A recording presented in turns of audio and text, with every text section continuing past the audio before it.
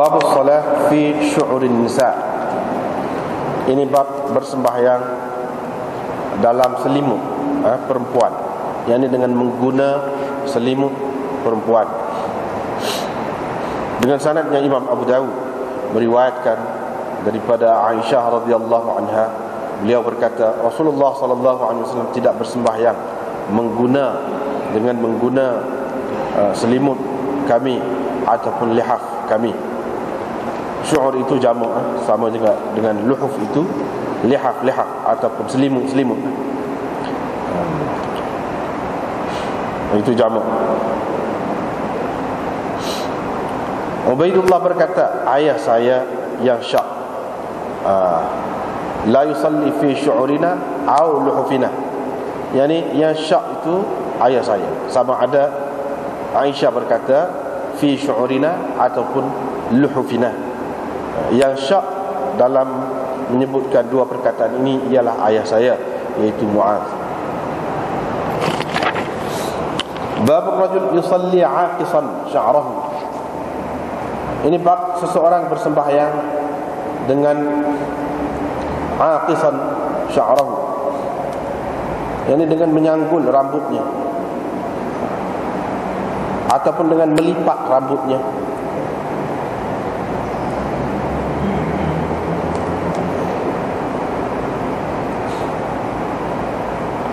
Dengan sanadnya Imam Abu Dawud meriwayatkan daripada Abu Sa'id Al-Maqburi, beliau melihat Abu Rafi' maula Nabi SAW lalu dekat Hasan bin Ali ketika beliau sedang bersembahyang sambil berdiri, dan dia telah pun gharaza dhafrah, yakni melipat rambutnya yang panjang itu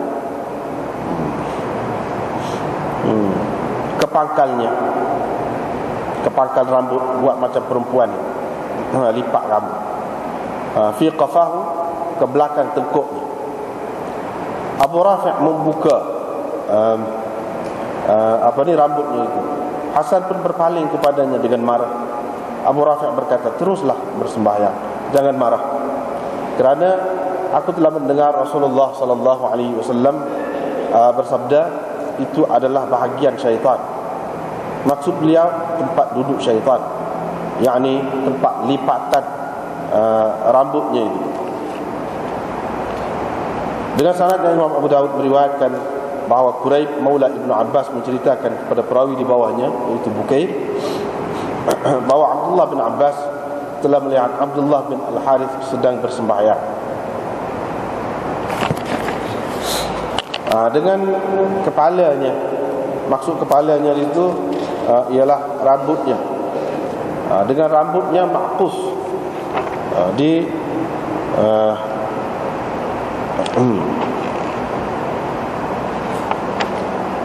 dengan rambutnya dilipat ataupun disanggul.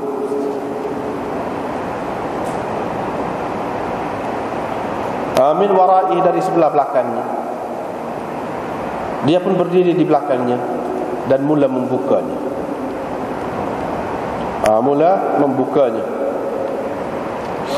Yang seorang lagi, iaitu Abdullah bin Al-Harith, membiarkannya, yakni yang kena buka tu, yang duduk sembahyang itu, membiarkan yang seorang lagi itu. Wa aqarra lahu al-akhar, yakni yang seorang lagi itu, Abdullah itulah yang sedang bersembahyang, membiarkan Ibnu Abbas itu membuka rambutnya. Itu maksud gitu. Bila dia selesai bersembahyang, dia pun pergi kepada Ibnu Abbas lalu berkata, kenapa? Apa kenanya engkau dengan kepalaku ataupun rambutku? Qala, beliau berkata, sesungguhnya saya telah mendengar Rasulullah sallallahu alaihi wasallam bersabda, perbandingan orang yang melakukan seperti ini ialah seperti orang yang bersembahyang dalam keadaan diberkas tangannya,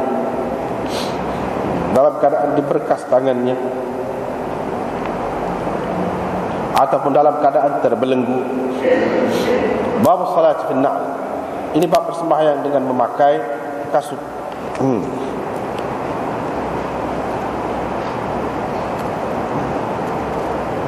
Dengan sanadnya Imam Abu Dawud meriwayatkan daripada Abdullah bin As-Sa'ib, beliau berkata, saya telah melihat Nabi SAW bersembahyang pada hari pembukaan Mekah dengan baginda meletakkan kasutnya di sebelah kiri. Yani dengan memecat kasutnya dan diletakkan di sebelah kirinya. Dengan sanadnya Imam Abu Dawud meriwayatkan daripada Muhammad daripada siapa? Abdullah bin As-Sa'ib, beliau berkata Rasulullah SAW telah menjadi imam kepada kami dalam satu sembahyang subuh di Mekah.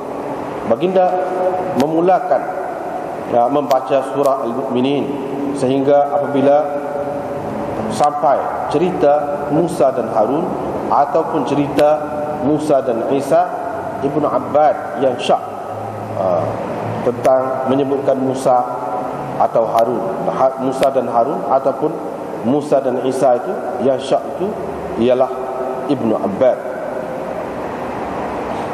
Ataupun mereka berselisih pendapat, ataupun mereka berselisih pendapat. Yani Ibnu Jurayj berkata, ataupun mereka berselisih, mana yang berbeza pendapat tentang perkara ini. Nabi SAW bila sampai di situ, Nabi SAW pun terbatuk. Akhadat an-Nabi SAW sa'lah, mana Nabi SAW terbatuk. Baginda pun meninggalkan membaca surah seterusnya, lalu rokok. Abdullah bin As-Sa'ib hadir dalam peristiwa itu. Dengan sanadnya Imam Abu Dawud meriwayatkan daripada Abi Sa'id Al-Khudri, beliau berkata, ketika Rasulullah SAW sedang bersembahyang dengan sahabat-sahabatnya, tiba-tiba baginda memecat kasut, lalu dia letakkan kedua-duanya di sebelah kiri baginda. Apabila orang ramai nampak ataupun melihat perbuatan Nabi SAW itu, mereka pun mencampakkan kasut-kasut mereka. Apabila Nabi SAW selesai bersembahyang, baginda pun bertanya, apakah yang mendorong kamu mencampakkan kasut-kasut kamu itu? Mereka berkata, kami tengok engkau membuang kasutmu, dengan sebab itulah kami mencampakkan ataupun membuang kasut-kasut kami.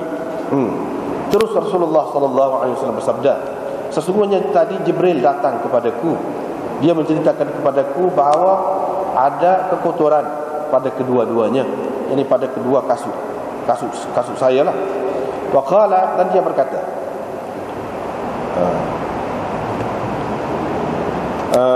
apabila seseorang daripada kamu pergi ke masjid, maka hendaklah dia melihat.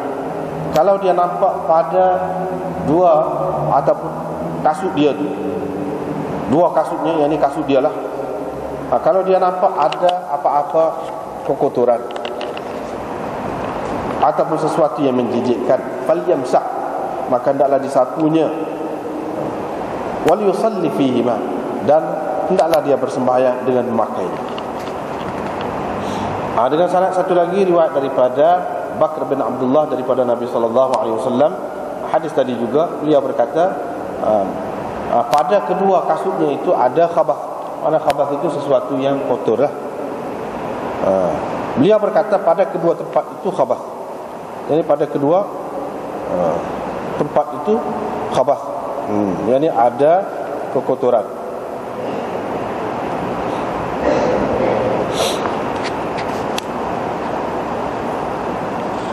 Dengan sanadnya Imam Abu Dawud meriwayatkan daripada Ya'la bin Shaddad bin Aus daripada ayahnya, beliau berkata Rasulullah SAW bersabda, kamu lakukan tidak serupa, jangan mana khaliful yahud, kamu buatlah tidak serupa, lakukan mana perbuatan perkara yang menyalahi Yahudi, orang-orang Yahudi, kerana mereka bersembahyang, mereka tidak bersembahyang dengan memakai kasut-kasut mereka, dan tidak juga memakai khuf mereka. Dengan sanadnya Imam Abu Dawud meriwayatkan daripada Amr bin Shu'aib daripada ayahnya, daripada datuk, beliau berkata, saya telah melihat Rasulullah SAW bersembahyang dengan tidak berkasut dan dengan berkasut. Bab seseorang yang bersembahyang kalau dia membuka ataupun memecat kasutnya, di manakah akan diletak keduanya? Di manakah akan diletak kasutnya itu? Dengan syaratnya Imam Abu Dawud meriwayatkan daripada Abi Hurairah radhiyallahu anhu bahwa Rasulullah sallallahu alaihi wasallam bersabda, apabila seseorang daripada kamu bersembahyang, maka janganlah dia meletak kedua kasutnya di sebelah kanan, dan jangan juga di sebelah kiri, sehingga kasutnya itu berada di sebelah kanan orang lain, sehingga jadi kasutnya itu berada di sebelah kanan orang lain, kecuali kalau tidak ada sesiapa di sebelah kirinya. Hendaklah dia meletakkan kedua kasutnya itu di hadapannya.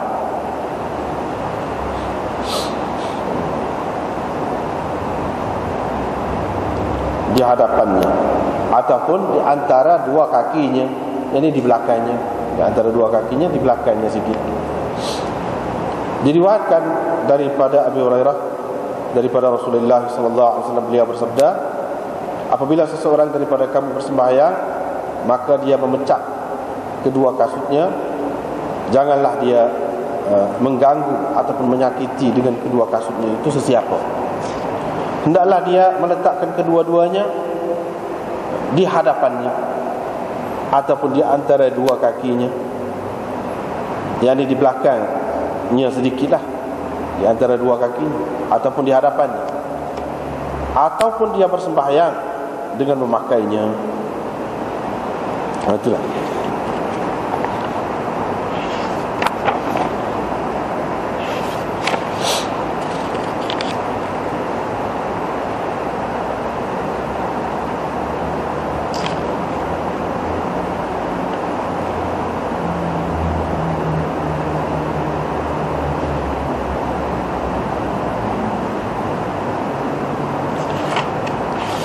Baiklah, kita balik semula. Bab bersembahyang dengan memakai selimut perempuan.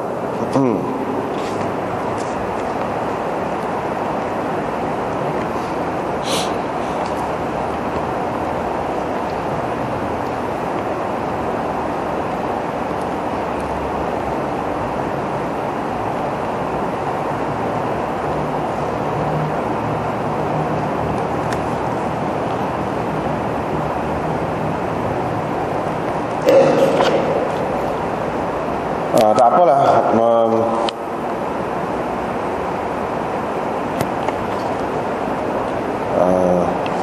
maksud dia hendaknya bukan makna tak boleh sembahyang dengan memakai kain selimut tu.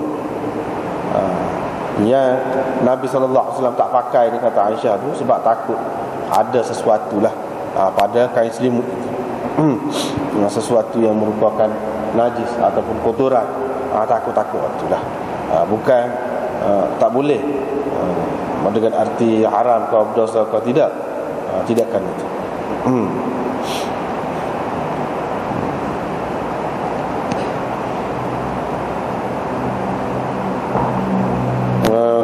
Cumanya dia sebut di sini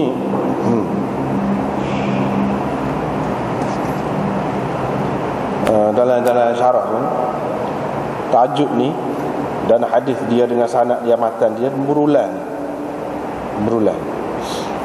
Di akhir kitab At-Taharah sudah berlalu hadis ini dengan tajuk ni. Dan apa ni, dalam setengah-setengah nuskhahnya di sini selepas katanya an Abdullah bin Syaqiq, ada lafaz Syaqiq dalam setengah-setengah nuskhah. Tak tahulah, dalam ni tak ada ni. Dia kata ni dalam setengah-setengah nuskhah boleh jadi adalah dia kata tu selepas Abdullah bin Syaqiq tu ada an Syaqiq. Ada tambahan lagu tu. Kalau ada tambahan lagu tu, maka itu silap, salah. Dan ini adalah termasuk dalam sahw minan nasikh, penyalin kitab ni yang lalai. Kecuaian itu berlaku daripada dia lah. Kerana hadis ini juga telah diriwayatkan oleh Tirmizi juga ada dalam sanad dia Abdullah bin Syaqiq daripada Aisyah dalam bab karahatus salah fi luhufin nisa, itu dalam Tirmizi. Begitu juga Imam Abu Daud tidak ada menyebutkannya dalam bab ini, fima marra min hadzal bab. Bab sudah dikata berulang, sudah sebut dah sebelum pada ini. Begitu juga Nasai tidak ada menyebutkannya. Apabila dia menyebutkan hadis ini dalam Kitabul Libas, tak ada. Itulah beza. Mungkin kalau ada Syakib itu silap. Sepatutnya tidak ada, sebab apa ni, pengarang-pengarang yang lain pun tak ada sebut. Yang ni Syakib antara Abdullah bin Syakib tu dengan Aisyah tu tak ada. Itulah. Kemudian dari segi maknanya, iaitu tak boleh pakai kain selimut perempuan, bukan dengan maksud haram, tidak, tetapi lebih molek lah, lebih molek. Lebih moleknya tidak pakai kalau ada hak lain. Ataupun kalau kain perempuan itu, kain selimut itu baru dibasuh dan dia tidak pakai, tak apa. Kalau lagu tu tak apa. Di sini maksud dia gitu. Tidak kata secara mutlak tak boleh. Kain orang perempuan tak boleh, tidak. Kalau kita nak kata syu'ur ataupun lihaf itu untuk orang perempuan tu khusus dengan dia, itu tak munasabah. Tak ada pula kain selimut ataupun lihaf yang khusus dengan orang perempuan, itu tak ada. Begitu. Kecuali kalau kain misalnya kita kata kain batik ke, batik kain kemudian batik Jawa kita kata orang perempuan pakai. Kalau dengan maksud tu pun tidak, tak apa. Tidak kata jadi tak boleh sembahyang dengan pakai kain yang dipakai oleh perempuan. Sah sembahyang. So. Kalau kita nak kata tak boleh ni kerana menyerupai perempuan. Kalau kain orang perempuan pakai lah tempat kita ni, tu pun tak apa lagi. Tak apa lagi. Cuma kurang molek lah kalau ada hal lain. Kalau tak ada hal lain, tak ada apa. Begitu juga kalau baju perempuan yang khusus dengan perempuan lah kita kata. Kita tak ada baju lain. Tak ada baju lain, tak ada pakaian lain. Adanya maxi, kita kata orang perempuan. Kalau kita pakai itu menutup aurat juga. Untuk kita semayang boleh pakai, tak apa, sah semayang tu. Tapi dalam keadaan biasa, dalam keadaan ada lain, tak boleh lah, tak molek. Bukan mana tak sah, tak molek. Gitu saja. Kemudian bab seseorang bersemayang dengan dia menyanggul ataupun melipatkan rambut panjang, dia lipat ke bawah gitu, ke belakang. Mari ke belakang, tekuk dia panjang, dia lipat. Itu makna aqis. Satu lagi makna dia je, kalau dari segi mafhum dia tu, dengan mengikat lah. Sama ada dengan menjalin ke rambut tu, jalin rambut, ataupun sanggul ke rambut panjang, dia sanggul. Macam orang perempuan ke sanggul tak boleh belakang. Itu makna aqis juga. Ataupun dengan jalin, ataupun dengan ikat, dengan ikat. Itu termasuk dalam aqis belaka. Kita kalau sebab sekarang ni ikat dengan getah ke, ikat dengan kain ke, tu maksudnya.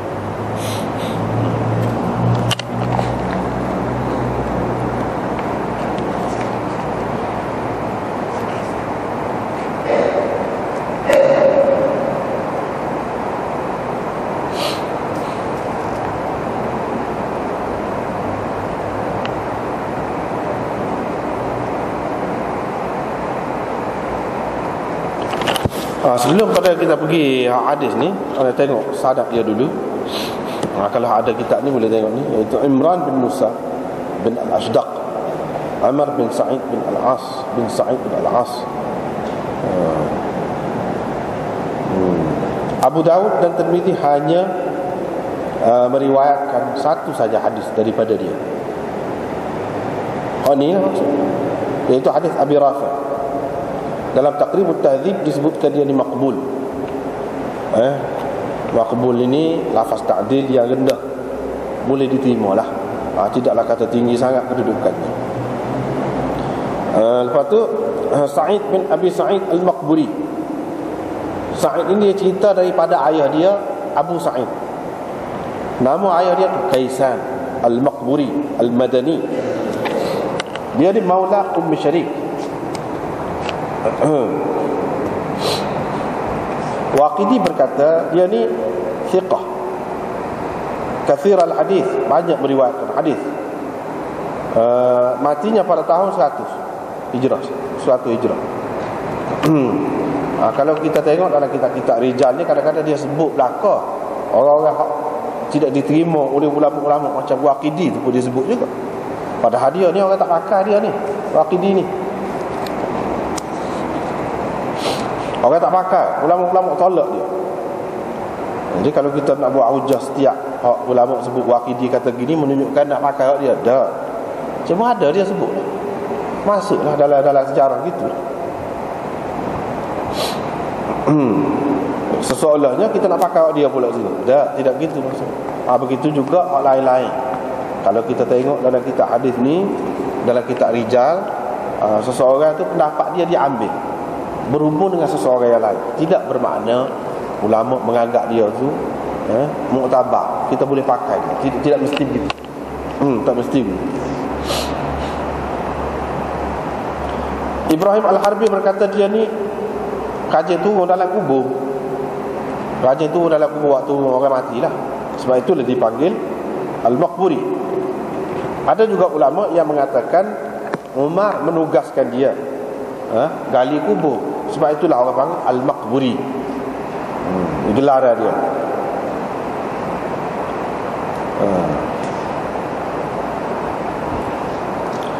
Dia ni Al-Maqburi.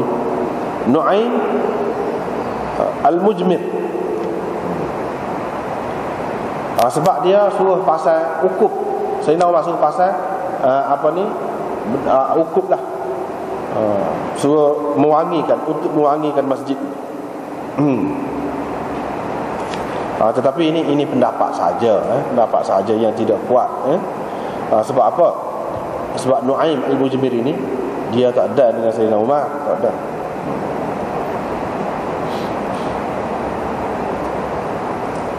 Tak apalah. Abu Rafi' Maula Nabi sallallahu alaihi wasallam. Bila kata maula ni dalam kitab-kitab hadis ni kita faham selalu dah lah, iaitu seorang yang dibebaskan oleh orang lain, asal dia hamba dan dibebaskan. Kalau maula Nabi sallallahu alaihi wasallam maksudnya asal dia tu hamba kepada Nabi sallallahu alaihi wasallam, lepas tu Nabi memerdekakan dia. Itu maula Nabi. Begitu juga kalau orang lain begitu. Abu Rafi' ni dia maula Nabi sallallahu alaihi wasallam. Dia lalu dekat Hasan bin Ali, yang ni cucu Nabi sallallahu alaihi wasallam. Ketika dia sedang bersembahyang sambil berdiri, dan dia telah gharaza, telah melipat dhafrah, rambut dia yang panjang itu, dan memasukkan hujung rambut dia tu ke belakang tengkuk dia, lipat. Tapi kita kata kalau lipat itu boleh jatuh,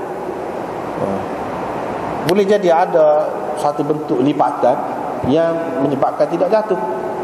Itu satu makna. Lepas tu hak tadi lah yang kita sebut dah tadi, boleh jadi dengan makna sanggul, boleh jadi dengan makna jalin, boleh jadi belakang. Abu Rafi' pun buka rambut, buka. Jadi hak munasabahnya di sini aqis ini iaitu menyanggul ataupun menyimpul, menjalin rambut. Dia buka. Hasan pun berpaling dengan marah. Yang ni dalam semayang dia tu lah, nampaklah cara orang nak marah tu, paling. Jadi paling buka saja, tidak paling tu dada ni tak apa, dia paling nampak macam nak marah lah. Abu Rafi' pun kata terus bersemayang, tak usah marah lah, terus bersemayang, tak usah marah lah. Kerana aku mendengar Rasulullah sallallahu alaihi wasallam bersabda, itu yang ni rambut yang dijalin ataupun yang dilipat ataupun yang disanggul, dalam sembahyang itu adalah bahagian syaitan, habuan syaitan. Boleh ke syaitan juga cara lagi.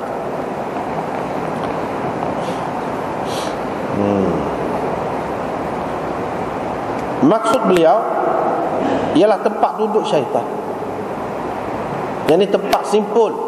Rambut dia tu adalah tempat duduk syaitan.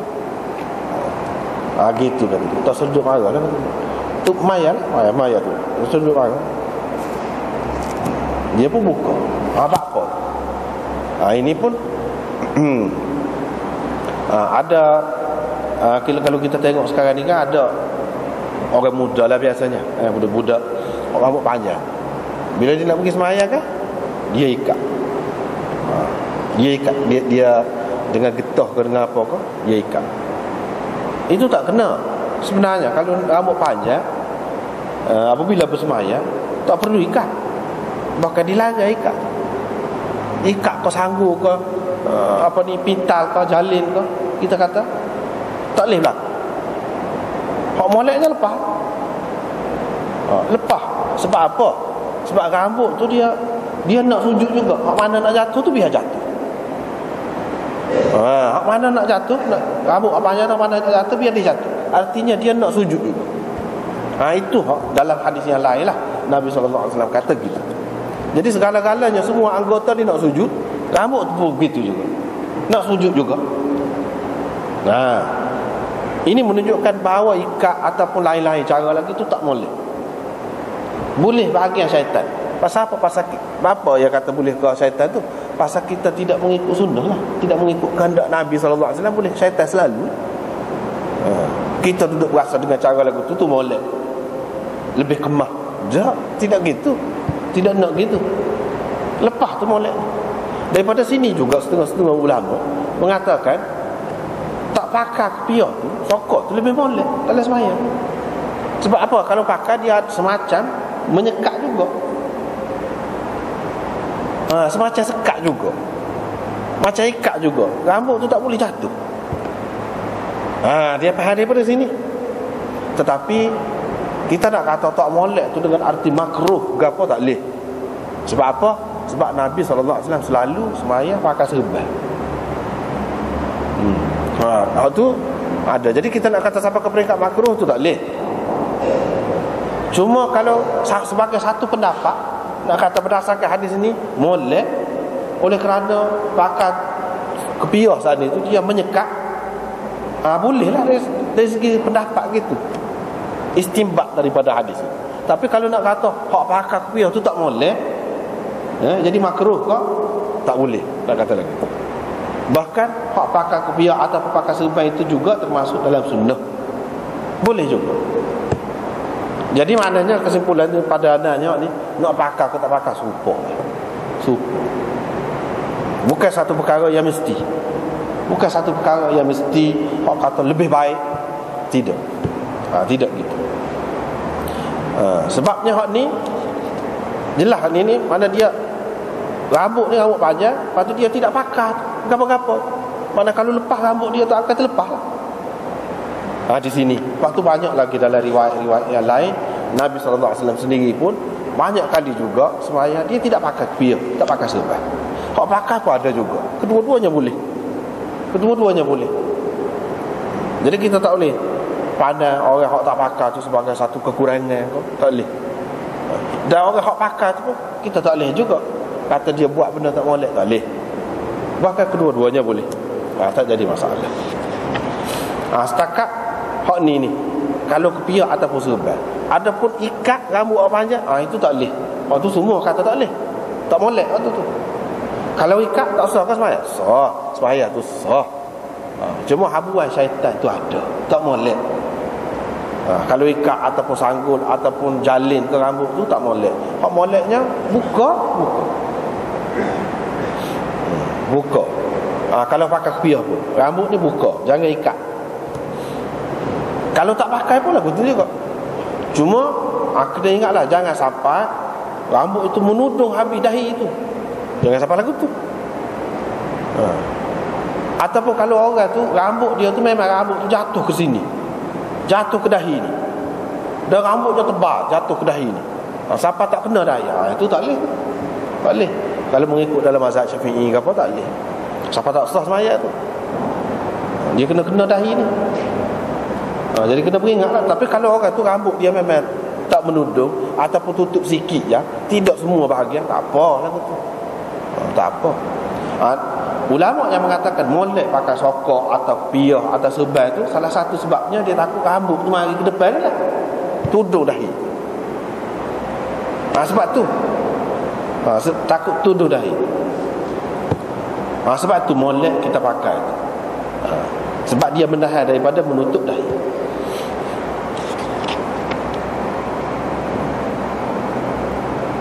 Artinya di sini Hasan walaupun cucu Nabi SAW, dia tidak tahu perkara ni, bahawa perkara ni tak molek, sehingga ditegur oleh sahabat Nabi SAW yang lebih tua daripada dia. Gitu. Dan begitu juga kita tengok dalam hadis ini, orang di tengah semaya tu kalau dia buat sesuatu yang tidaklah sampai membatalkan semaya dia, cuma tak molek semaya dia, kita boleh baiki. Dan orang yang sedang bersemaya tu dia kena tunggu.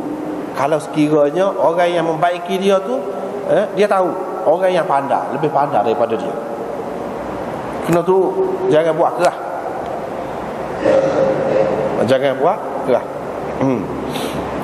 Kena tunggu. Iaitu misalnya di sini Nabi SAW, sebelum pada ni kita sudah jumpa dah, Nabi SAW kan pegang Ibnu Abbas ataupun Anas.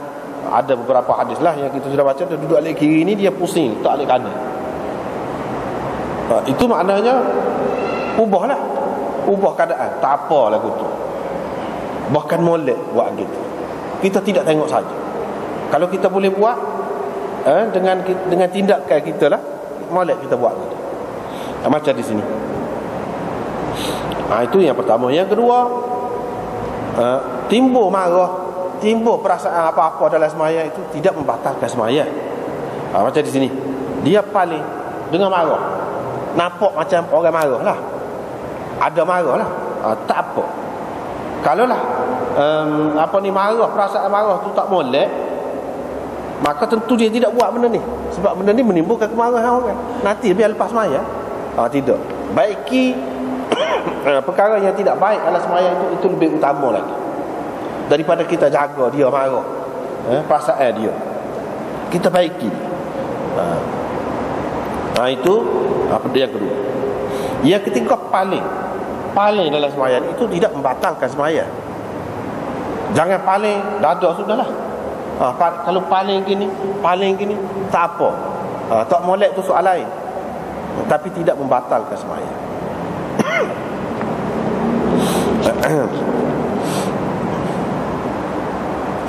Itu yang ketiga. Yang keempatnya, kita boleh bercakap dengan orang sembahyang walaupun dia tak boleh balas. Macam Abu Rafiq kata, tulah sembahyang, tersudut cara lah, tu sembahyang. Dia kata lagu tu dengan maksud tak suruh faham. Bukan dia buat saja, dia tak kata apa dah, dia kata. Dan kawan tu pun faham tu. Bila gitu rakyat hadis pula dia tengok sembahyang, tak apa. Tujuannya nak suruh tenang hati, nak menenangkan orang tu yang sedang marah tu dengan menyebutkan hadis. Tidak kata tak boleh kita buat lagu tu, tak apa. Sebutkan hadis, tak apa. Itulah dalam riwayat ini. Seterusnya ni cerita Ibnu Abbas pula. Dia tengok Abdullah bin Al-Harith sedang bersembahyang dengan kepalanya, yang ni rambutnya, kepalanya yang ni rambutnya disanggul dari belakangnya, sanggul dari belakang. Sebab ada orang sanggul belakang, ada orang sanggul depan kan. Ada orang sanggul depan, ada juga. Macam orang sik dia sanggul depan, sanggul sini. Ni sanggul di belakang.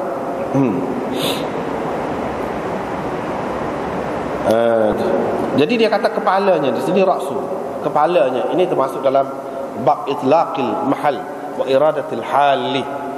Sebut tempat, maksudnya yang menduduki tempat itu. Maksudnya apa ni, rambut lah.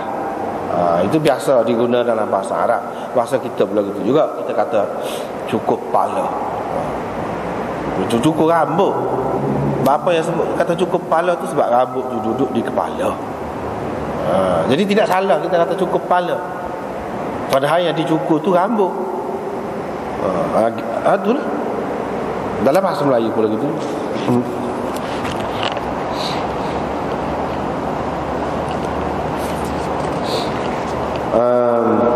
Dia pun berdiri di belakang dan mulalah dia membukanya. Yahulluhu, membukanya. Jadi sanggul tu buka lah, sanggul. Ataupun jalinan, dia buka jalin. Wa aqarra lahu al-akhar. Dan yang seorang lagi, yakni Abdullah bin Al-Harith, yang sanggul, yang duduk tengah sembahyang, dia membenarkan Ibnu Abbas. Mana Ibnu Abbas nak buat gerhana ke dia lek. Itu maksudnya aqarra lahu al-akhar. Dia biarkan kepada Ibnu Abbas itu melakukan apa yang dikehendakinya. Jadi Ibnu Abbas buka, dia biarkan. Bila sebab dia dalam sembahyang dan dia tahu Ibnu Abbas ni orang alim ni, duduk buat ni mesti ada lah tu. Sebab tu dia lek tu. Bila dia selesai bersembahyang, dia pun pergi menghadap Ibnu Abbas. Dia kata, apa kena mengenamu dengan rambut aku? Apa-apanya dengan rambut aku tu? Tak kena mana. Dia pun kata, Ibnu Abbas kata, aku telah mendengar Rasulullah SAW bersabda, perbandingan orang yang melakukan begini ialah seperti orang yang bersembahyang dalam keadaan terbelenggu ataupun terikat tangan dia. Tak sempurna lah. Dalam keadaan tangan terikat ataupun terbelenggu, tak molek lah. Tangan dia nak sujud juga, kaki nak sujud juga, semua nak sujud. Jadi rambut pun begitu jugalah.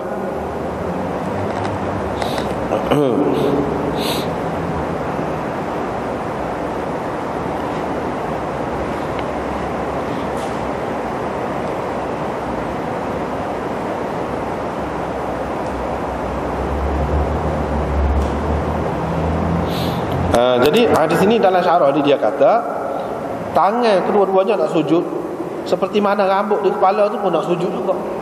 Dia sebut, sesiapa yang menahan rambut kepala dia serupa dengan orang yang tangan dia terbelenggu lah.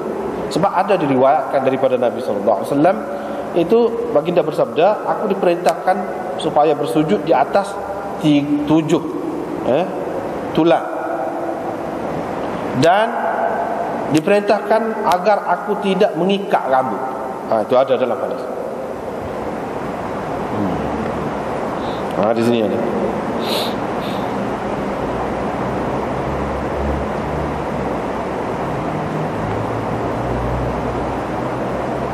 Dengan sebab itu ulama-ulama mengatakan tak boleh lah. Kapal-kapal pun ada, kalau kita lipat, hatta baju sekali pun kita lipat, tak boleh. Buka belakang, biar terbuka belakang. Hak boleh.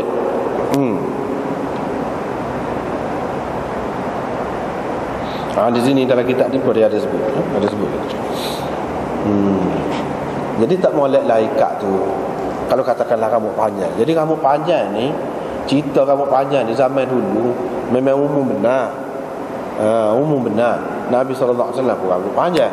Sahabat-sahabat dia pun umumnya rambut panjang. Dan orang zaman kemudian lagi daripada tu pun rambut panjang. Panjang ni sampai ke sini lah. Sampai ke sini, rambut panjang.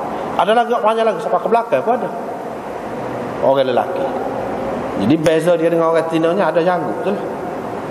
Ada misah. Itulah beza dia.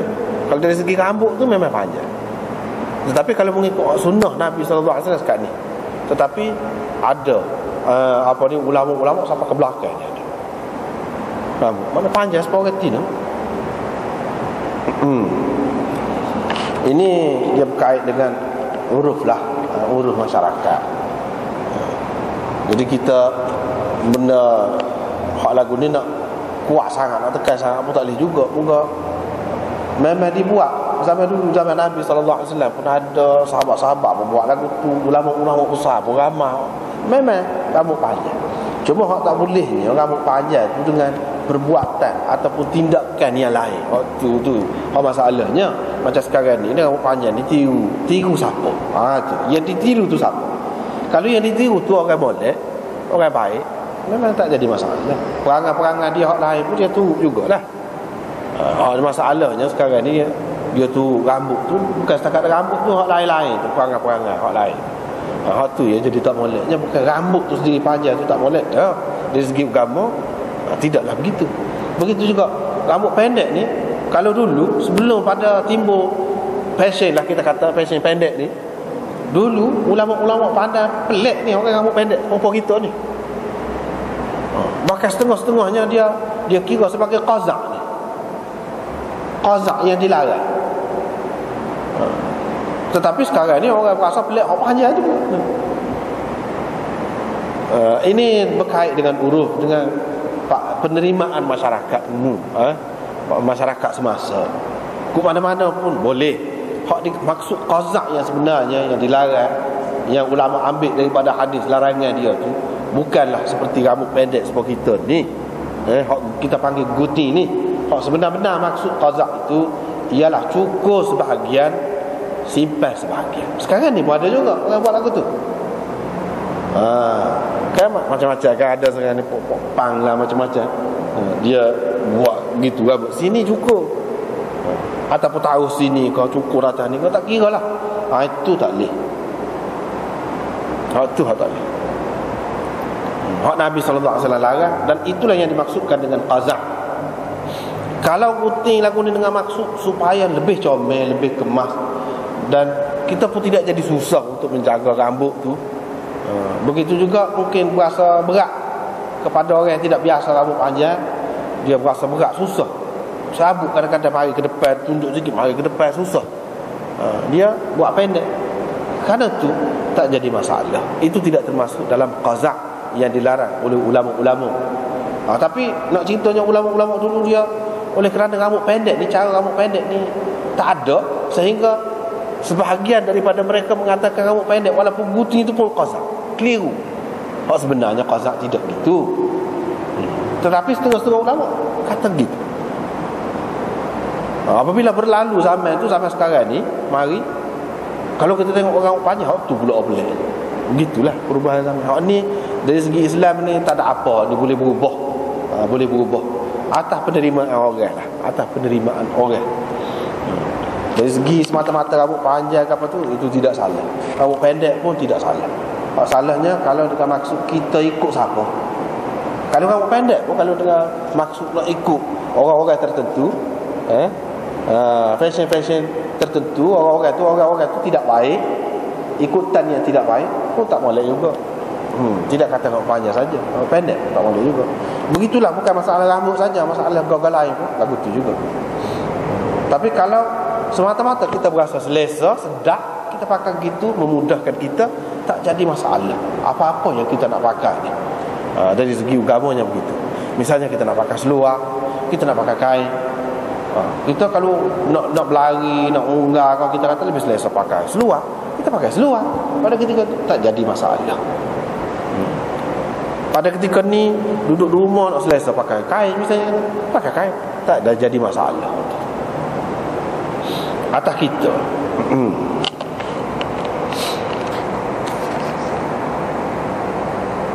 Tetapi kalau kita tengok, banyaklah hak berubah daripada zaman dulu dengan zaman sekarang. Dari segi cara pakaian, rambut, potongan rambut ke apa. Orang dulu maksudnya ulama-ulama, sahabat-sahabat ni, kita buat tidak serupa dengan mereka, itu memang banyak. Termasuklah di antaranya hak ni. Kalau kita tengok dalam masjid sekarang ni, malam ni, kita tengok dah berapa orang rambut panjang lah. Tak ada. Kita kata rambut pendek lah.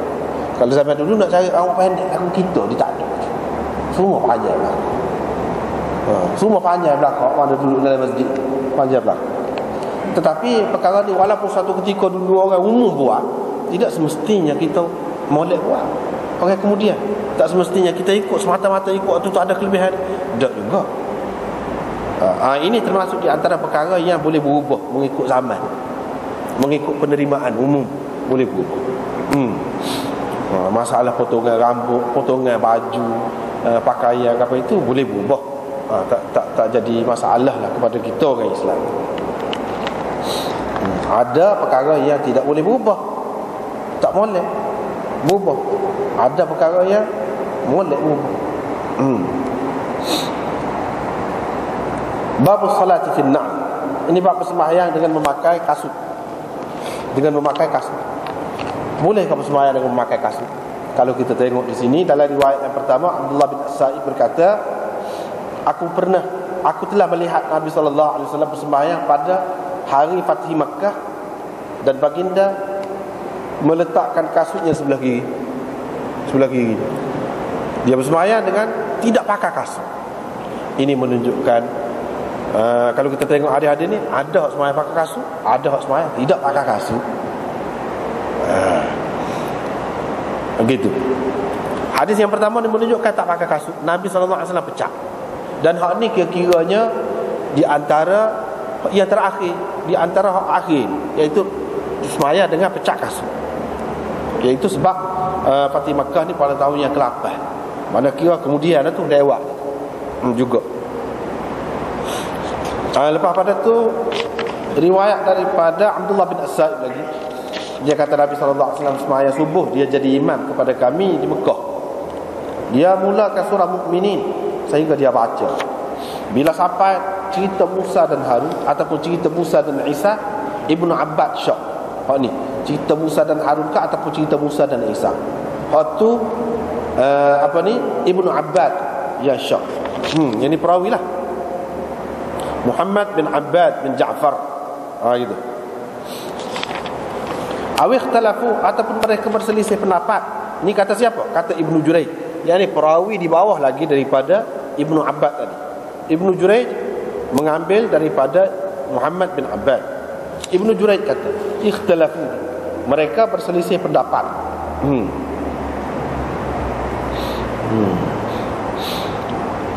Ini mereka, yang ni tuk guru dia, tuk guru kepada Ibnu Abbad itu berselisih pendapat.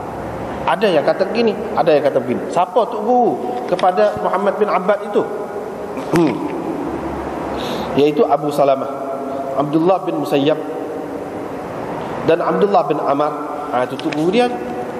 Sebab apa? Kalau kita perhatikan, Muhammad bin Abbad bin Ja'far berkata, akhbarani Abu Salamah bin Sufyan, seorang tuk guru dia.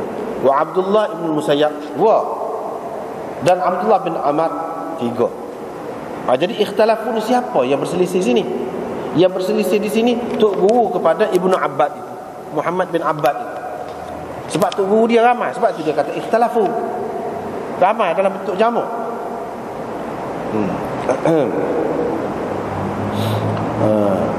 Jadi hak kata gini, mereka berselisih pendapat tu, siapa dia? Ibnu Jurayj kata, iaitu anak murid kepada Ibnu Abbad. Yang ni sama ada Ibnu Abbad yang syok tentang hak tadi. Baca ayat tu sebut cerita Musa dan Harun ataupun cerita Musa dan Isa. Ibnu Abbad yang syok ataupun kata Ibnu Jurayj, mereka berselisih pendapat. Mereka tu yang ni tuk guru kepada Ibnu Abbad itu. Tuk guru tu Hasan ni lah dalam sana. Bila sampai situ, bila sampai ke cerita tu, bila sampai kepada ayat tu lah. Mana ayat sampai kepada cerita Musa dan Harun itu, iaitu firman Allah Subhanahu Wa Taala, walaqad atayna Musal kitab, sampai kepada la'allahum yahtadun wa ja'alna ibna Maryam wa umma thumma arsalna Musa wa akhahu Harun. Situ hak tu cerita Musa dan Harun, cerita Musa dan Isa. Walaqad atayna Musal kitab la'allahum yahtadun wa ja'alna ibna Maryam wa umma. Hak tu situ. Jadi hak ni ke sini, hak tu hak berselisih. Ayat tu ke ayat ni. Situlah. Bila sampai situ, sama ada hak tu ke atau hak ni tadi. Nabi SAW terbatuk. Bila terbatuk, dia pun hadaf. Hadaf tu bukan makna hadaf buat dah. Dia berhenti sekat tu. Dia nak baca lagi kalau nak kiranya, tapi terbatuk. Bila terbatuk, dia berhenti sekat tu. Lalu rokok. Abdullah bin As-Sa'ib ada di situ. Ada mana dalam peristiwa itu. Apa-apa ni cerita hadis ni, mana ada hadis ni cerita pecah kasut. Dapat nak ceritanya hadis ni dengan hadis sebelum ni, hadis tolak. Sebab perawi dia tu Abdullah bin As-Sa'ib. Abdullah. Ada yang menyebutkan cerita buah kasut tu, ada juga perawi yang tidak menyebutkan. Macam ni. Tetapi hakikat hadis itu adalah hadis yang sama dulu. Walaupun tak sebut, dia kira sebut dah. Lepas tu riwayat daripada Abi Sa'id Al-Khudri, dia kata ketika Rasulullah sallallahu alaihi wasallam sedang bersemayam dengan sahabat-sahabat dia, tiba-tiba dia pecah kasut dia. Lalu letak sebelah kiri. Dia letak sebelah kiri. Bila sahabat-sahabat ni tengok, sahabat-sahabat ni memang dia perhati semua. Kalau Nabi sallallahu alaihi wasallam buat lagu tu, dia buat selalu. Dia buat selalu. Ni dalam semayam ni. Dalam semayam. Bila Nabi sallallahu alaihi wasallam selesai semayam, Nabi sallallahu alaihi wasallam pun tanya, "Bapa, kamu buang kasut kamu?" Sahabat-sahabat pun kata, "Sebab kami tengok kau buang kasut, kami pun buang." Rasulullah sallallahu alaihi wasallam kata, "Cerita aku tu lain. Cerita akunya Jibril mari royak kat aku. Ada benda kotor pada kedua kasut. Sebab tu aku pecah." Dan dia kata ni, adakah Nabi sallallahu alaihi wasallam kata, Jibril kata, ataupun hak sahabat ni kata, Nabi sallallahu alaihi wasallam kata? Kedua-duanya boleh jadi. Jadi apabila seseorang daripada kamu pergi ke masjid, dia tengoklah.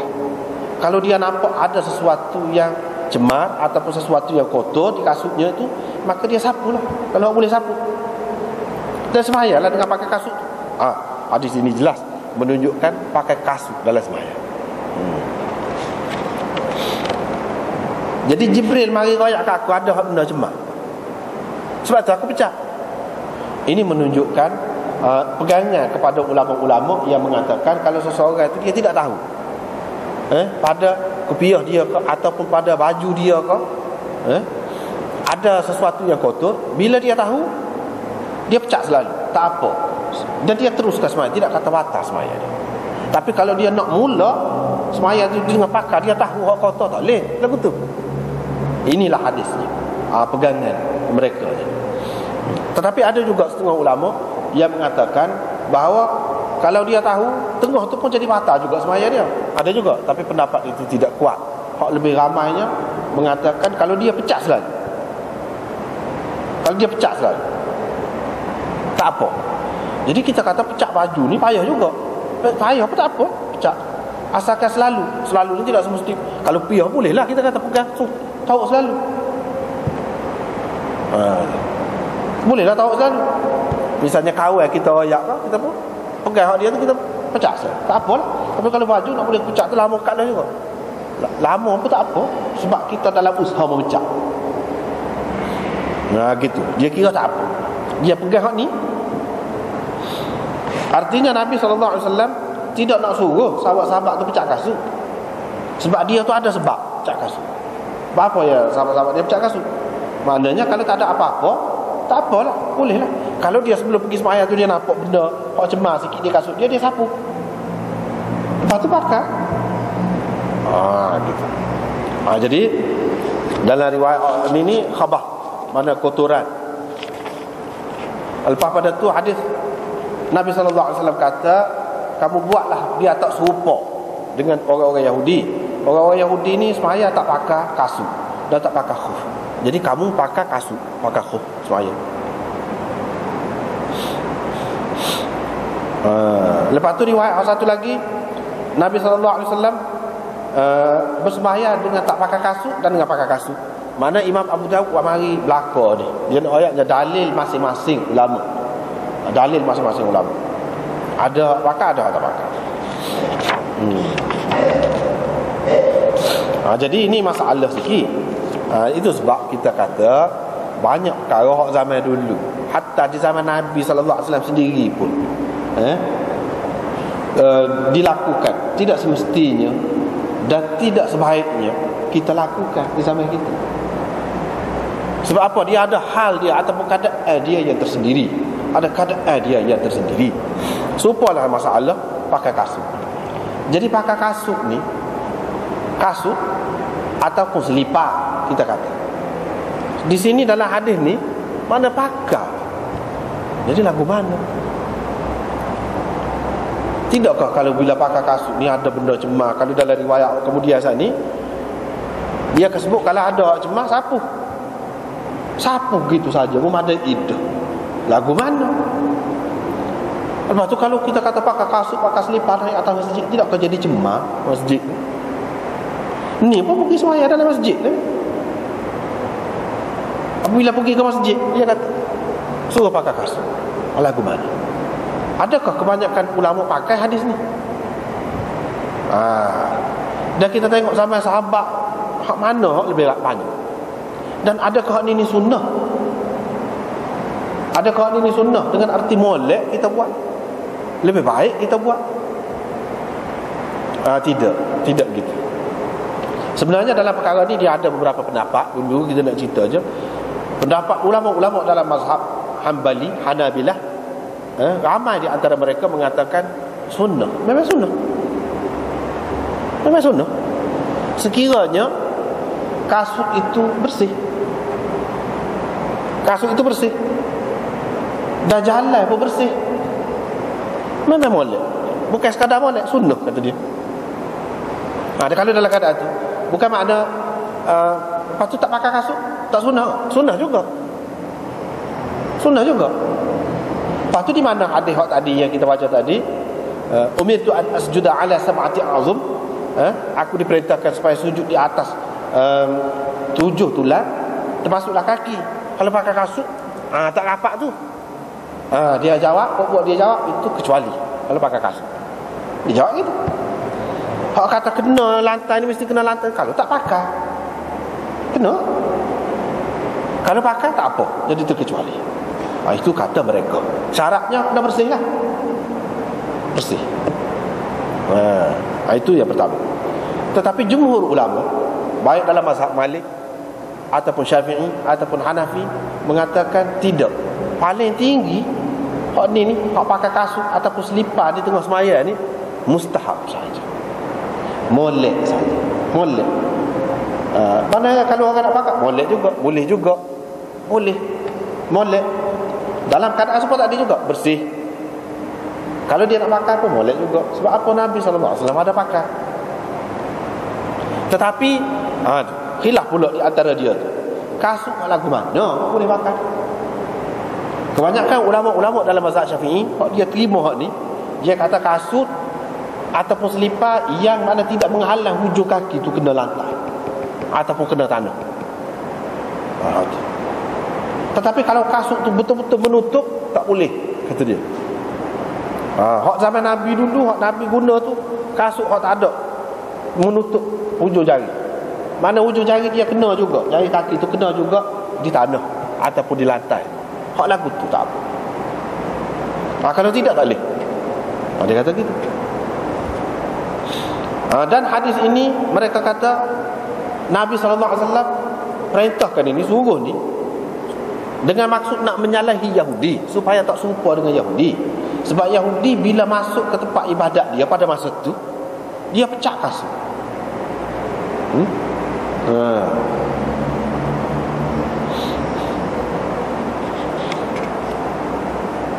Dia pecah kasut. Dia pecah kasut tu, hak tu diambil daripada Nabi Musa lah. Dalam Quran apa ada sebut, kan, fakhla'na alaik innaka bil wadil muqaddas tuwa. Pecah kasutmu, kedua kasutmu, engkau berada di tempat yang suci, tua namanya. Allah SWT perintah suruh pecah kasut apabila berada di tempat yang suci. Nabi Musa pecah. Dalam Quran apa ada sebut gitu. Orang Yahudi ikut tu. Nabi SAW satu ketika dulu, ketika dia nak kikih habis pengaruh Yahudi daripada sahabat-sahabat dia, semua Yahudi buat tu tak molek belakang, buat tak serupa belakang. Yahudi tak tahu janggut, justru tahu janggut panjang. Yahudi tak dai rambut ni, tak dai rambut. Uban apa uban? Nabi SAW suruh dai rambut. Yahudi tak belah rambut, Nabi SAW suruh belah. Banyaklah daripada sebesar-besarnya sampai sekecil-kecilnya. Yahudi perah anjing dalam rumah, Nabi SAW kata tak boleh siapa-siapa masuk anjing dalam rumah gini. Hilang pahalanya. Banyaklah bukan sekarang, kerana tak serupa dengan Yahudi. Yahudi tahu misal panjang, Nabi SAW suruh papah misal. Suruh papah misal. Banyaklah kalau kita perhati dalam konteks tu, di zaman tu. Tetapi sekarang ni tak serupa dengan Yahudi saja kok. Bukan dengan orang lain juga. Kalau kita tengok sekarang ni, tu ulama-ulama pula kemudian dia perhati pula. Orang-orang Kristian ahli kitab juga. Dia masuk ke tempat suci dia, rumah ibadat dia, gereja dia dengan pakai kasut. Kalau kita pakai kasut, serupa dengan dia, kata dia. Pula. Dia berubah pula. Orang Yahudi ni pun dia berubah juga. Orang Kristian ni pun. Zaman dulu Yahudi tak boleh makan babi. Lepas tu boleh pula makan babi. Orang Kristian dulu tak boleh makan babi. Lepas tu boleh pun makan babi. Orang Yahudi dulu zaman Nabi dulu tak tahu janggut. Lah ni pok-pok pendeta dia tu tahu janggut panjang. Jadi banyak berubah tu. Tidak serupa. Ulama tengok sebab dia tu. Bila tak ada sebab tu, kita tak perlu terikat dengan itu. Dia tengok. Apalagi Islam ni menjaga kebersihan. Nak suruh suci. Mana kita nak, kalau kita terima ni lah, zaman Nabi SAW cukup jaga sahabat-sahabat dia tu, suruh jaga kebersihan. Jadi jalan-jalan pun bersih. Lepas tu masjid dia pula, masjid tak ada bumbung, panah. Apabila sembahyang dengan kaki saja panah. Dengan sebab itu Nabi SAW benarkan lapis, dan untuk lapis kaki dia benarkan pakai kasut. Ada sebab. Dan dalam luar masjid dengan dalam masjid lebih kurang tanah. Dia bukan ada dengan tikar ataupun kita kata kapet. Sepupu kita ni permainan ni tak ada. Dalam keadaan itu ulama perhati benda tu. Jadi keadaan-keadaan itu sudah tidak ada. Suasana zaman Nabi tu, maksud dia tu tak ada. Jadi tak ada lah hukum pakai kasut tu. Hak kata molek pun tak ada molek. Paling tinggi kata dia harus saja. Itu pun dalam batas-batasnya. Nabi SAW kata tadi, untuk nak kikih hak Yahudi tu, bila tak ada dah tu, tak ada masalah tu dah, kita berhadapan dengan hak lain pula, lebih banyak lagi. Berhadapan dengan hak lain pula, maka kena jaga belakang. Kalau nak jaga ahli kitab hak satu lagi, Nasara, dia pakai kasut. Hak moleknya kita tak pakai kasut lah. Apalagi dalam Quran, dia suruh Nabi Musa suruh pecah kasut. Bila berada di Muqaddas, tua tu, dia suruh pecah kasut. Itulah makna hak asalnya, hak sesuai dengan Islam, iaitu hak lebih bersih. Adapun hak ni, ini bersifat semasa, kerana maksud-maksud yang tertentu. Bukan maksud Nabi SAW sebenarnya nak suruh pakai kasut pergi dalam masjid. Dengan sebab itulah kita tengok mana-mana pun umumnya orang Islam, ulama-ulama Islam tak pakai hak tu, walaupun mereka tahu hak ni sunnah. Tetapi sunnah ni ada latar belakang dia. Dan daripada sinilah menunjukkan bahawa setengah-setengah sunnah tu beza pula pendapat ulama. Orang ni kata sunnah, betul sunnah, memang sunnah, Nabi pernah buat, tapi tak mesti kita terikat dengannya. Sebab dia ada latar belakang dia. Ada keadaan-keadaan tertentu yang mana terikat dengan keadaan itu. Bila tak ada keadaan itu, tak perlulah kita, tak perlu. Daripada situlah ulama-ulama yang beza pendapat ni, alasan dia gitulah. Jadi dalam masalah kasut saat ni, tidak ada kelebihan sebenarnya pakai kasut ataupun selipar dalam masjid ni. Apalagi kalau mengambil kira orang-orang yang jahil, orang-orang yang tak erti, tak jaga cemar cucinya. Sedangkan dalam Islam ni, kalau kita sudah baca hadis banyak dah, orang tu diazab dalam kubur dia kerana apa? Kerana tak jaga air kencing. Maknanya penajis ni, benda-benda najis ni maknanya kena jaga sampai semaya tidak diterima. Kalau kita tengok banyak dalam hadis, suruh jaga kebersihan. Innallaha yuhibbut tawwabin wa yuhibbul mutatahhirin. Suci dia suruh jaga sangat. Tiba-tiba kalau kita biarkan gini, umum ni boleh jadi jalan lagu mana pun dia tak kisah masuk dalam masjid. Padahal dalam masjid ni pula ada kapet pula, teduh dah, tidak ada masalah panas, nak mengelak daripada panas seperti zaman Nabi SAW. Pakat buat lagu tu semata-mata kerana ikut sunnah, tidak. Ini menunjukkan ulama-ulama kita ni dia faham molek sunnah. Hak lagu ni betul ada sunnah, tapi hak ni kita tak pakai. Kita pakai dengan keadaan dia. Hak ni keadaan tertentu, bukan untuk kita. Sekarang ni tak ada kelebihan. Paling tinggi kalau kita nak kata pun, harus saja. Bahkan sekarang ni kalau menimbulkan fitnah, bukan sekadar harus, boleh jadi kerana sebab lain lah. Bukan kerana pakai kasut ataupun selipar tu sendiri, kerana sebab lain menyebabkan jadi orang marah kau, jadi baloh kau, geger kau, maka tak boleh. Boleh jadi haram. baik tak usah lah. Jadi dalam keadaan sekarang ni tak ada dah wali ni. Tetapi adakah sudah mansuh? Tidak mansuh. Artinya mungkin dalam keadaan-keadaan tertentu, misalnya askar dia pergi dalam hutan, tidak semestinya panah, payahlah nak pecah kasut. Pada semaya cuci dalam hutan tu apa tu, seluk tidak tu najis. Hak mana najis? Dia najis. Misalnya dalam keadaan itu. Ataupun kita menghadapi keadaan yang serupa dengan zaman Nabi dulu. Panah kan misalnya, boleh kita pakai lagi. Tetapi kalau ada jalan lain, tak payah kita buat gitu, lebih baik pakai hak jalan lain lah. Tapi dalam keadaan sukar, misalnya kita kata sukar, mungkin ada jalan lah, ada jalan. Lepas tu kalau hadis ini dia kata qadhan ataupun qadhiran, ini tidak semestinya ulama-ulama, kebanyakan ulama pakai, tidak semestinya dalam hadis yang dia sebut qadhir ataupun adzan itu sesuatu yang najis. Tak mesti sesuatu yang menjijikkan. Walaupun tidak najis pun, hak tu bolehlah sapu. Misalnya kita kata hingus ni menjijikkan kalau ada pada pada kasut pun. Hak tu yang dimaksudkan sapu tu, bukan najis. Tahi binatang ataupun tahi manusia, hak tu pada sapu saja, tak ada ajar lagu tu. Kalau lagu tu cemar masjid. Jadi hak di sini hak kata qadhir ataupun azan ini kotoran yang kita anggap kotor. Kita makan nasi, basuh tangan tu cemar tu, kita kata kanduk kita cemar ke nasi.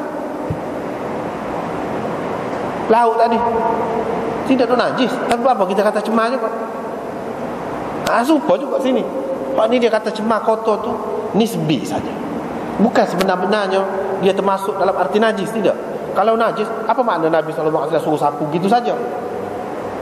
Ini tidak mungkin najis. Satu lagi, kalau kita andaikan najis sungguh, memang najis sungguh, maka ulama-ulama mengatakan najis itu hak kering, lekat di kasut misalnya, lekat di kasut sikit, lagu tu boleh sapu, hilang dengan sapu, tak apa. Tetapi kalau najis itu basah tak boleh. Tak ada siapa pun kata boleh.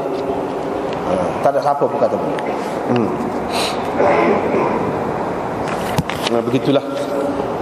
Lepas tu akhir sekali Imam Abu Daud mari Nabi sallallahu alaihi wasallam sembahyang dengan tidak berkasut, hafian. Hafian di mana? Kaki ayam lah. Tidak berkasut. Wa munta'ilan, dan dengan memakai kasut pun dia ada juga sembahyang. Artinya kedua-duanya boleh pada dasarnya boleh. Tapi dalam keadaan seperti yang kita sebut tadi adalah tidak baiklah, seperti kita sekarang ni. Macam kita sekarang ni pakai kasut pergi masuk dalam masjid, itu tidak baik.